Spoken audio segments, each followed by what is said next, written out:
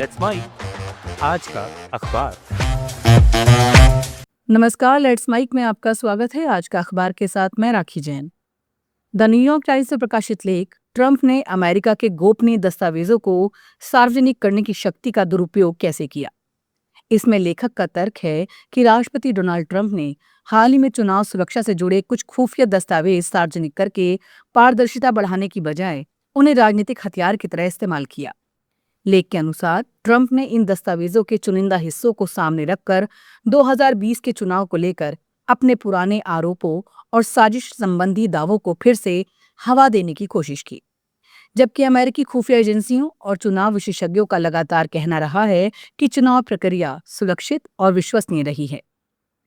लेख में कहा गया है कि किसी भी लोकतंत्र में गोपनीय सूचनाओं को सार्वजनिक करने की शक्ति का उद्देश्य जनता को जानकारी देना और सरकार के प्रति भरोसा बढ़ाना होता है। उदाहरण के तौर पर रूस यूक्रेन युद्ध से पहले बाइडेन प्रशासन ने कुछ खुफिया सूचनाएं सार्वजनिक कर रूस के संभावित कदमों को उजागर किया था। लेकिन लेखक का आरोप है कि ट्रंप ने इसी शक्ति का उपयोग राजनीतिक लाभ के लिए किया और कच्ची, अपुष्ट या अधूरी खुफिया सूचनाओं को संदर्भ से हटाकर प्रस्तुत किया, जिससे चुनावी प्रक्रिया पर संदेह पैदा हो सकता है। संपादकीय ये भी चेतावनी देता है कि खुफिया एजेंसियों की विश्वसनीयता उनके पेशेवर और निष्पक्ष कामकाज पर टिकी होती है।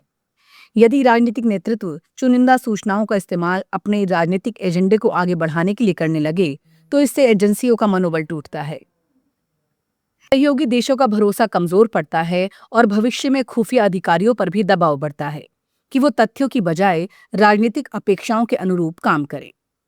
सरल शब्दों में ये लेख कहना चाहता है कि ट्रंप ने भले ही कानूनी अधिकारों का इस्तेमाल किया हो, लेकिन उनका तरीका लोकतांत्रिक संस्थाओं और खुफिया तंत्र के लिए नुकसानदेह हो सकता है। लेखक की चिंता ये है कि चुनावों को लेकर बार बार संदेह पैदा करना और गोपनीय सूचनाओं का राजनीतिक इस्तेमाल करना जनता के भरोसे को कमजोर करता है। लेख अंत में आगाह करता है कि अमेरिका में चुनावी प्रक्रिया को लेकर अविश्वास फैलाने वाली राजनीति एक बार फिर उभर सकती है, जिसके दूरगामी असर लोकतंत्र और संस्थाओं दोनों पर पड़ सकते हैं। द गार्जियन में प्रकाशित संपादकीय the Lord of the rings, इसे सांस्कृतिक युद्धों का हथियार न बनाया जाए। इसमें लोकप्रिय फैंटेसी गाथा the Lord of the rings की नई film the Hunt for golem को लेकर उठे डाइवर्सिटी के विवाद पर चर्चा की गई है। संपादकीय का कहना है कि फिल्म की अब तक घोषित पूरी प्रमुख कलाकार सूची लगभग पूरी तरह श्वेत कलाकारों की है, जिससे प्रतिनिधित्व और समावेशिता को लेकर सवाल उठ रहे हैं। फिल्म के निर्देशक एंडी सर्किस ने इसका बचाव करते हुए टॉलकिन की मूल दुनिया और नॉर्स मिथ को का हवाला दिया है, लेकिन संपादकीय मानता है कि आधुनिक दौर की व्याख्याओं को अपने समय की सामाजिक वास्तविकताओं को भी प्रतिबिंबित करना चाहिए।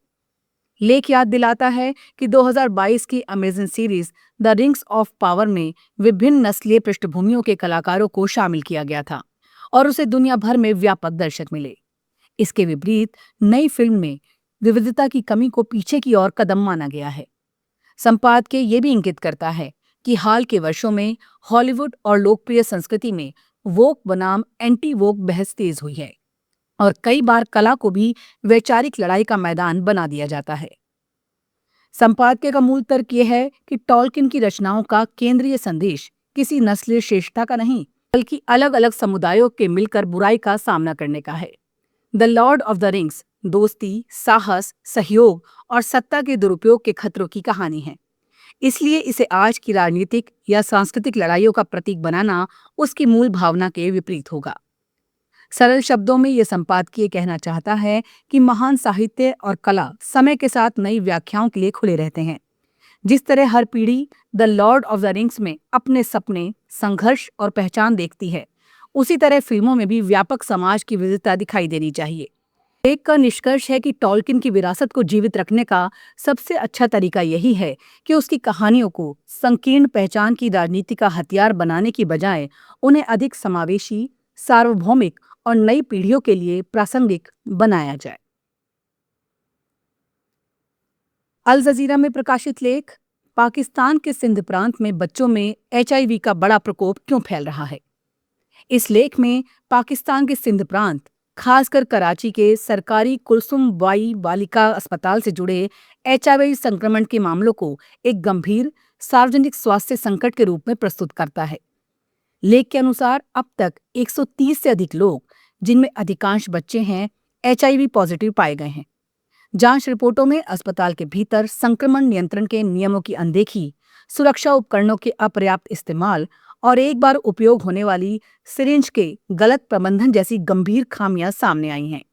इन लापरवाहियों को संक्रमण फैलने की बड़ी वजह माना जा रहा है। लेख ये भी बताता है कि ये कोई अकेली घटना नहीं है। विश्व स्वास्थ्य संगठन और UNAIDS पहले ही पाकिस्तान को अपने क्षेत्र में सबसे तेजी से बढ़ते HIV संकट वाले देशों में गिन चुके हैं। पिछले 1.5 दशक में नए संक्रमणों की संख्या कई गुना बढ़ी है और बच्चों में HIV के मामले भी लगातार बढ़ रहे हैं। विशेषज्ञों का कहना है कि समस्या केवल एक अस्पताल तक सीमित नहीं है, बल्कि पूरे स्वास्थ्य तंत्र में सुरक्षित इंजेक्शन, रक्त चढ़ाने और संक्रमण नियंत्रण के मानकों की कमजोर निगरानी एक बड़ी चुनौती बन चुकी है। संपूर्ण लेख का संदेश ये है कि सिंध में सामने आया ये प्रकोप केवल चिकित्सा लापरवाही का मामला नहीं, बल्कि पाकिस्तान की स्वास्थ्य व्यवस्था की गहरी संरचनात्मक कमजोरियों का संकेत है। सरकार ने जांच, जिम्मेदार कर्मचारियों के खिलाफ कार्रवाई, सिरिंजों पर नियंत्रण और HIV स्क्रीनिंग जैसे कदमों की घोषणा की है। लेकिन विशेषज्ञ मानते हैं कि केवल नियम बनाने से समस्या हल नहीं होगी। निजी स्वास्थ्य क्षेत्र की कमजोर निगरानी, इंजेक्शन आधारित इलाज की सामाजिक प्रवृत्ति और सुरक्षा मानकों के पालन की कमी को दूर किए बिना ऐसे प्रकोप दोबारा सामने आ सकते हैं। सरल शब्दों में ये लेख कहना चाहता है कि कराची का HIV संकट एक अस्पताल की गलती से कहीं बड़ा मामला है। ये पूरे स्वास्थ्य तंत्र में मौजूद खामियों की चेतावनी है, जहां असुरक्षित चिकित्सा प्रक्रियाएं बच्चों समेत हजारों लोगों के लिए खतरा बन रही हैं। यदि व्यापक सुधार नहीं किए गए तो ऐसे संक्रमण भविष्य में भी सामने आते रहेंगे। BBC हिंदी में प्रकाशित लेख, मलेशिया के प्रधानमंत्री अनवर इब्राहिम ने क्यों कहा कि कोई इजरायली नागरिक मिला तो उसे देश से बाहर कर देंगे। इसमें अमेरिका के प्रधानमंत्री अनवर इब्राहिम के उस सख्त बयान का संदर्भ समझाया गया है, जिसमें उन्होंने कहा कि यदि देश में कोई इजरायली नागरिक पाया गया तो उसे तुरंत निर्वासित कर दिया जाएगा। ये बयान उन आरोपों के बाद आया कि कुछ इजरायली नागरिक संभवतः दोहरी नागरिकता का इस्तेमाल करते हुए जोहोर प्रांत के फॉरेस्ट सिटी स्थित एक निजी अंतर्राष्ट्रीय समुदाय में रह रहे थे या उससे जुड़ चुके थे। मलेशियाई सरकार ने इस मामले की जांच शुरू कर दी है और प्रधानमंत्री ने साफ कर दिया है कि राष्ट्रीय सुरक्षा और इजरायल के प्रति देश की नीति पर कोई समझौता नहीं होगा। लेख बताता है कि मलेशिया और इजरायल के बीच राजनयिक संबंध नहीं है तथा सामान्य परिस्थितियों में इजरायली पासपोर्ट धारकों को मलेशिया में प्रवेश की अनुमति नहीं दी जाती। हालांकि अधिकारियों ने माना कि दोहरी नागरिकता रखने वाले कुछ लोग किसी अन्य देश के पासपोर्ट का उपयोग कर प्रवेश कर सकते हैं। इसी आशंका के चलते फॉरेस्ट सिटी में रहने वाले विदेशी नागरिकों की जांच की गई।